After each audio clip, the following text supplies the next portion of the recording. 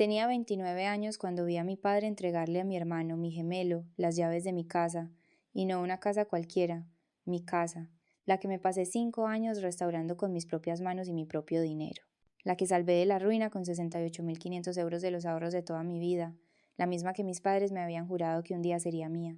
Y allí estaba yo, viendo cómo se la regalaban a Borja en su fiesta de compromiso, como si nunca me hubiera pertenecido. Mi padre golpeó su copa de champán, silenciando a los invitados en el jardín. Por Borja y Olivia, anunció, con la voz henchida de orgullo. Queríamos que vuestro primer hogar fuera especial, así que os regalamos la casa de Guardeces. Sé que sudé la gota gorda para levantar ese viejo caserón, pero veros empezar vuestra vida allí hace que todo haya merecido la pena. Los aplausos educados, instantáneos. Yo me quedé de piedra junto a la mesa del catering con la copa medio vaciar temblándome en la mano. Dijo que la había reformado él, que la había pagado él. En una sola frase, 5 años de mi esfuerzo, mi capital y mi sudor. Borrados. Busqué la mirada de mi madre Patricia. Me vio y me dedicó una sonrisa tensa, minúscula, de esas que dicen, ni se te ocurra montar un numerito. En ese instante lo comprendí. Para los ojos de mi familia yo no era una hija. Era la contratista a la que no tenían que pagar. Me llamo Destino. Y lo que voy a contaros no es solo la historia de una casa, es la historia de hasta dónde se puede empujar a una persona antes de que decida devolver el empujón. Desde fuera la casa de Guardeces parecía un sueño, una dependencia con encanto, histórica, en la enorme finca de mis padres a las afueras de Madrid. Pero 5 años atrás era un cobertizo podrido. El tejado era un colador. Había una colonia de ratas en el desván. No existía el aislamiento, solo décadas de moho y excrementos de roedores. Cuando volví a casa después de la universidad para montar mi empresa de paisajismo, mi padre me la ofreció. Arréglala y podrás vivir aquí sin pagar alquiler, me había dicho. Considéralo una inversión en trabajo. Cuando nosotros ya no estemos, será tuya. Parecía un trato justo. Yo era joven, ambiciosa y estaba desesperada por un proyecto. No vi la trampa. No vi que estaba entrando en una dinámica que se había fijado desde mi nacimiento. Borja era el niño de oro, el encantador, el temerario al que siempre sacaban de apuros. Yo era la solucionadora, la responsable, la que siempre limpiaba sus desastres. Mientras Borja perdía el dinero de sus inversores en estafas con criptomonedas, yo me labraba una reputación basada en la precisión y la fiabilidad. Lo di todo por esa estructura. No me limité a pintar paredes, las reconstruí. Cavé las zanjas de drenaje con mis propias manos, con las ampollas reventando sobre otras ampollas, para evitar que el sótano se inundara cada primavera. Diseñé e instalé un sistema de riego inteligente de diseño propio que conectaba la gestión hídrica de toda la finca a un servidor central que solo yo controlaba. Encontré roble blanco recuperado para las molduras, lijándolo a mano hasta que me ardían los hombros. Entonces llegó el embargo. A los 2 años un agente judicial apareció con una notificación. A mi padre se le había olvidado pagarle a un contratista de una reforma anterior en la casa principal. La casa de Guardeces era la garantía. Si no se pagaban los 68.500 euros, el banco se la quedaría. Mi padre me sentó, con cara de agobio. Ando un poco justo de liquidez ahora mismo, Destino. Si cubres esto, no es más que otra inversión para ti. Al fin y al cabo, es tu casa, ¿no? Hice el cheque. Era hasta el último céntimo que había ahorrado de mi primer gran contrato comercial. Recuerdo dárselo, sintiendo un nudo de ansiedad en el estómago, pero lo ignoré. ¿Por qué lo hice? ¿Por qué seguí invirtiendo en una propiedad de la que no tenía las escrituras? Es la trampa de normalizar la crueldad. Cuando creces siendo el chivo expiatorio, te enseñan a creer que el amor es una transacción. Te hacen creer que tu lugar en la familia es un servicio de suscripción, y el precio es tu trabajo. Pensé que si me esforzaba lo suficiente, si pagaba suficientes facturas, si arreglaba suficientes cosas rotas, al final conseguiría comprar mi seguridad. Creía estar invirtiendo en mi futuro. No me di cuenta de que solo estaba aumentando el valor de la herencia de mi hermano. Para cuando terminé, la casa de Guardeces valía el triple. Era una obra maestra de eficiencia moderna envuelta en un encanto histórico. Y yo lo había hecho todo creyendo la mentira de que era mío. Allí de pie, en la fiesta, viendo a Borja aceptar las escrituras con esa sonrisa fácil, inmerecida, la niebla por fin se disipó. Miré el champán en mi copa, no me lo bebí, lo dejé en una mesita. La transacción había terminado. Acababan de cancelar mi suscripción. Y ahora iba a hacer una auditoría de cuentas. El sol de la mañana se derramaba sobre el parqué de roble blanco que yo misma había lijado, iluminando la veta de una forma que normalmente me hacía sentir orgullosa. Hoy solo sentía que estaba de pie dentro de un hermoso cadáver. Miré el móvil, esperando tontamente una disculpa. Quizá un mensaje de mi padre diciendo que había bebido demasiado, que había sido un malentendido. En su lugar, vi una notificación de Borja. Olivia y yo necesitamos la casa para el día 1. Los pintores ya están avisados. Desalójala de inmediato. Tienes 48 horas. 48 horas. Para desmantelar 5 años de vida. Para abandonar un hogar que había construido literalmente desde los cimientos. Luego llegó el siguiente mensaje, de mi madre Patricia. No montes una escena, Destino. Lo hacemos por el legado familiar. Intenta tener un poco de clase, por una vez. Clase. Era su palabra clave para silencio, para sumisión, para dejar que canibalizaran mi vida sin rechistar. Me senté en el borde de la cama, el colchón hundiéndose bajo el peso de la traición. Una parte de mí, la parte antigua, la solucionadora, quería negociar. Quería conducir hasta la casa principal, enseñarles mis hojas de cálculo, las facturas del sistema de climatización y los canalones de cobre, y suplicarles que reconocieran mi contribución. Quería preguntarles cómo habían podido hacerme algo así.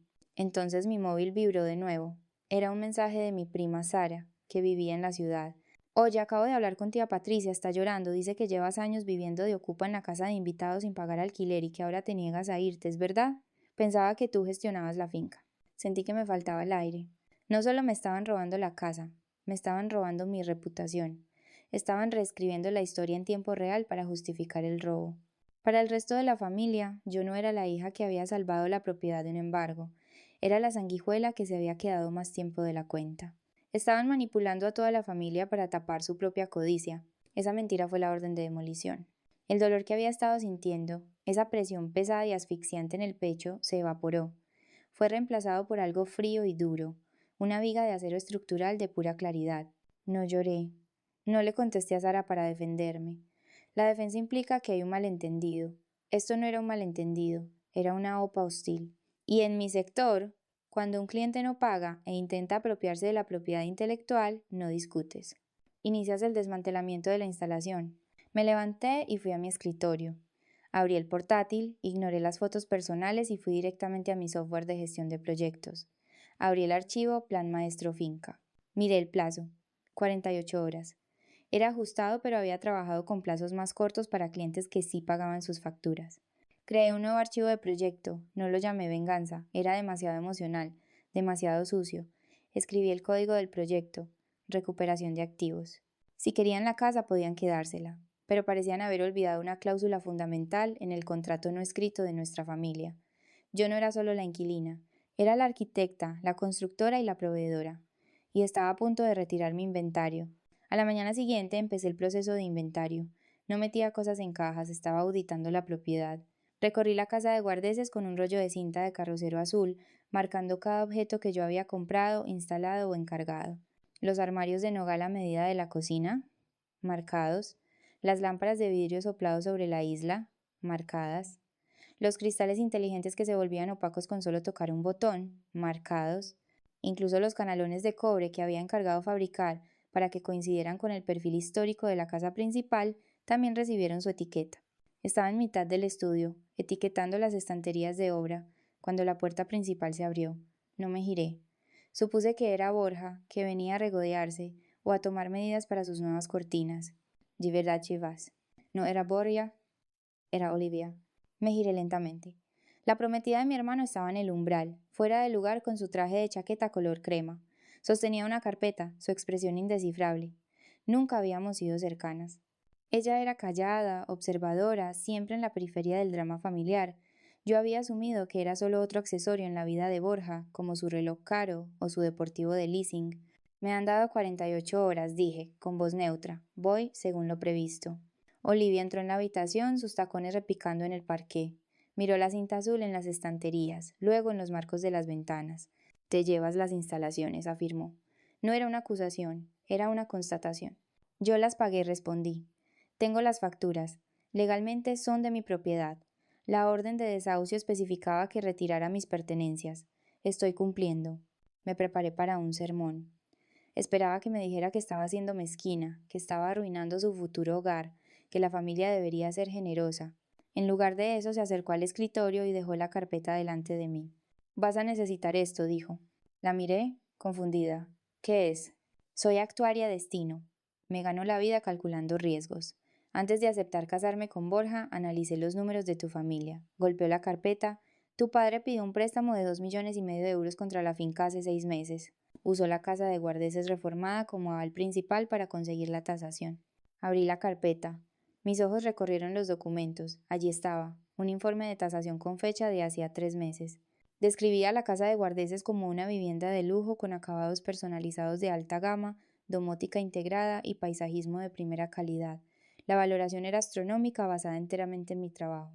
Le dijo al banco que las reformas se habían financiado con el patrimonio familiar, continuó Olivia, su voz fría y precisa. Usó el capital que tú creaste para pagar las deudas de juego de Borja y cubrir sus propias malas inversiones.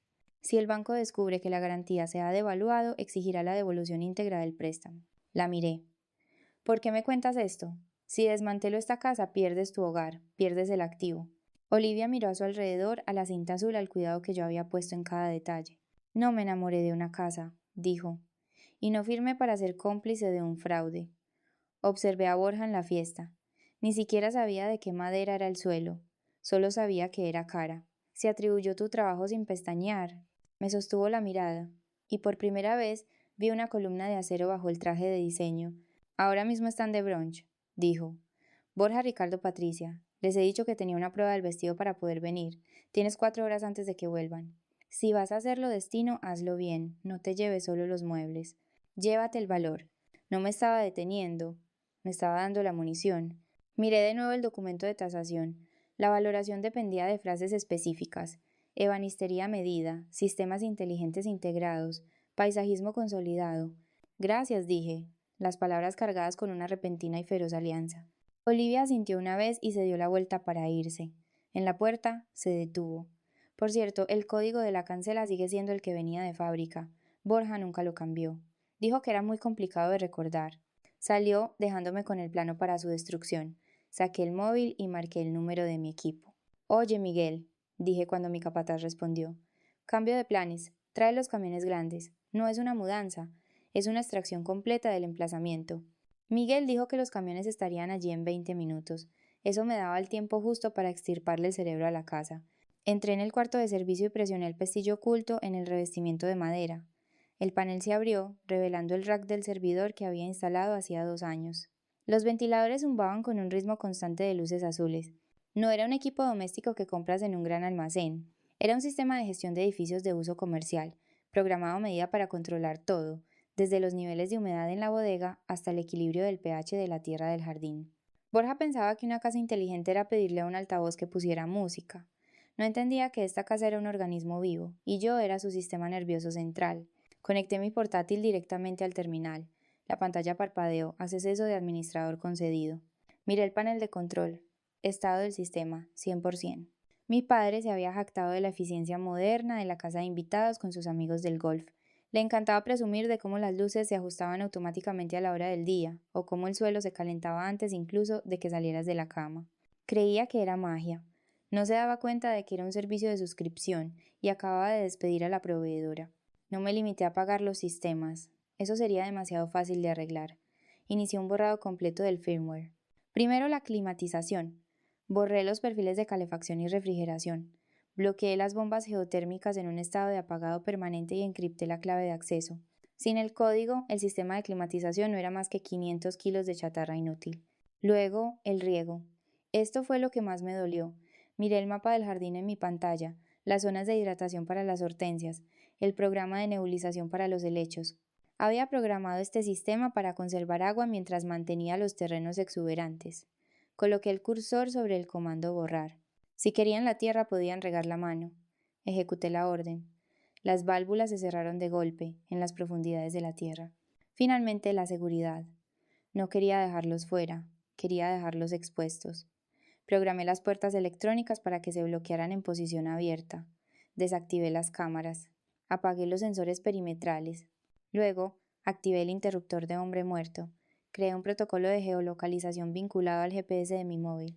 En el momento en que cruzara el límite de la propiedad, el servidor ejecutaría un borrado total del sistema. No solo borraría la configuración, corrompería el disco de arranque. La casa no solo se quedaría tonta, quedaría lobotomizada. Pulse Enter. El cambio fue instantáneo.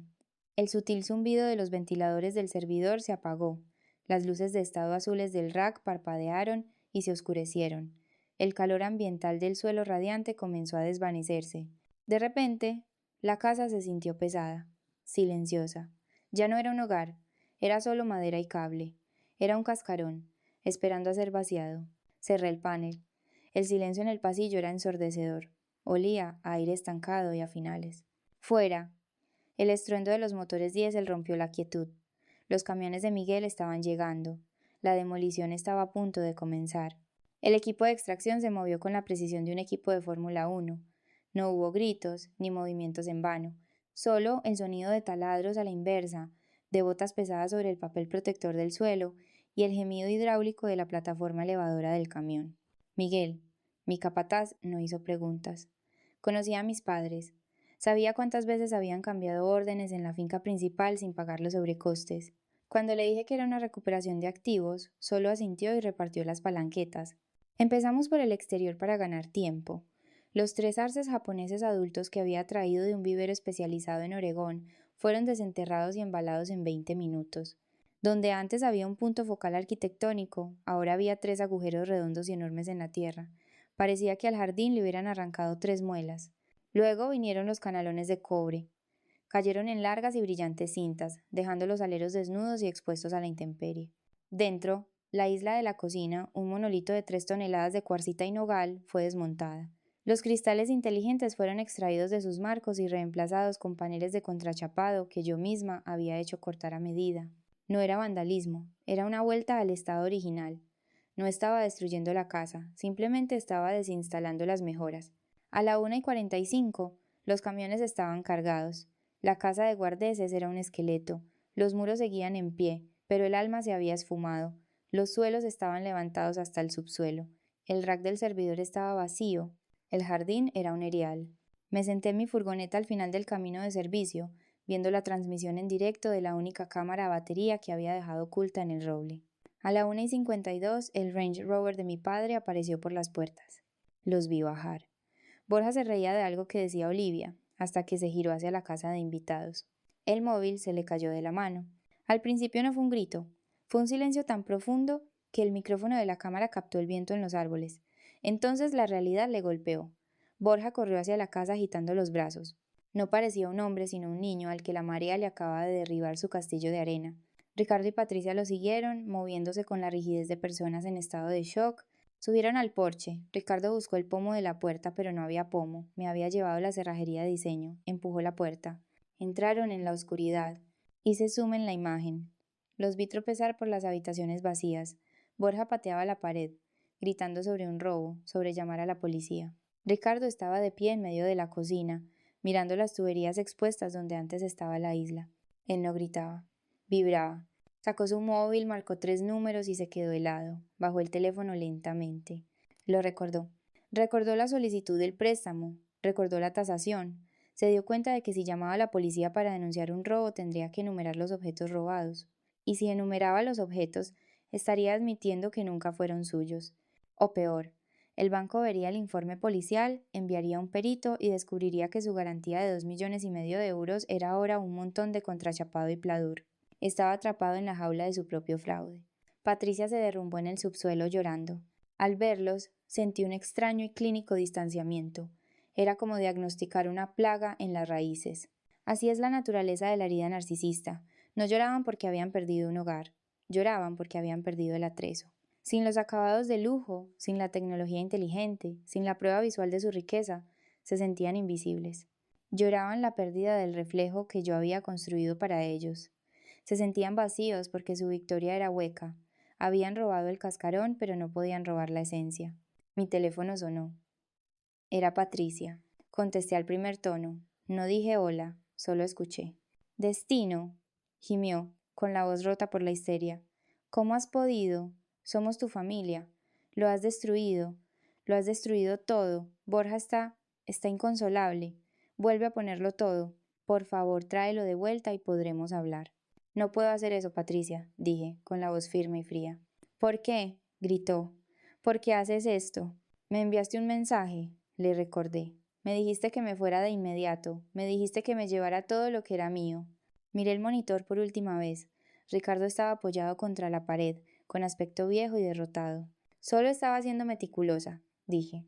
Colgué el teléfono, abrí la aplicación de la cámara oculta y pulsé borrar dispositivo. La pantalla se quedó en negro. Puse la furgoneta en marcha. El convoy de activos detrás de mí cobró vida. Teníamos un nuevo emplazamiento al que llegar. Las consecuencias fueron rápidas, matemáticas y absolutas. 3 días después de la extracción, el tasador del banco llegó para la inspección final y certificar el préstamo. Yo no estaba allí, pero sé exactamente lo que vio. Vio una estructura que técnicamente era estanca, pero comercialmente inútil. Vio contrachapado donde debería haber habido cristales inteligentes. Vio fontanería básica donde se detallaban griferías de lujo. Vio tierra donde se especificaba un jardín inglés consolidado en la hoja de activos. El valor de la tasación se desplomó un 70%. El banco no solo denegó el préstamo, su departamento de fraudes abrió una investigación. Ricardo había firmado documentos declarando que las reformas estaban completas y financiadas por el patrimonio familiar. La realidad física de la casa de guardeses demostraba que era mentira. El director del banco retiró la financiación de inmediato. Sin esos 2,5 millones de euros, el castillo de naipes se derrumbó. A los acreedores de Borja no les importaba el legado familiar, les importaba la liquidez. Ricardo se vio obligado a liquidar su cartera de acciones con pérdidas y a vender la casa de vacaciones familiar en los Pirineos para cubrir las deudas inmediatas. Conservaron la finca principal, pero por los pelos. Ya no era un símbolo de riqueza, era una hipoteca carcelaria. Olivia no montó ninguna escena, simplemente le envió a Borja una hoja de cálculo propia, una lista de incompatibilidades financieras y canceló el compromiso. 2 semanas después, un mensajero llegó a mi nueva sede con una caja de madera. Dentro había una botella de un cabernet de reserva y una nota en una cartulina gruesa. Para la arquitecta, bien jugado. No me la bebí. La puse en la estantería de mi nueva oficina. Había comprado un solar comercial abandonado a las afueras, un viejo vivero que se había echado a perder. No era una finca enorme, pero la tierra era buena y la normativa permitía un desarrollo de uso mixto. Pasé los siguientes 6 meses reinstalando mis activos. Los armarios de nogal encajaron a la perfección en la sala de descanso de mi nuevo estudio de diseño. Los canalones de cobre adornan ahora la sala de reuniones con clientes. El rack del servidor vuelve a zumbar, gestionando el riego de mi propio vivero. No les prendí fuego al campo, simplemente recogí mi cosecha y la trasplanté a una tierra mejor. Existe una idea errónea sobre la venganza. La gente cree que consiste en la destrucción. Creen que se trata de salar la tierra para que nada vuelva a crecer. Pero la verdadera justicia no consiste en verlos morir de hambre, consiste en alimentarte tú con el fruto de tu propio trabajo. Es la justicia del sembrador. Plantas las semillas, riegas la tierra y defiendes la cosecha. Si alguien intenta robarla, no te limitas a detenerlo. Arrancas el jardín de raíz y lo plantas donde no puedan alcanzarlo. Ellos tienen el cascarón, yo tengo la vida,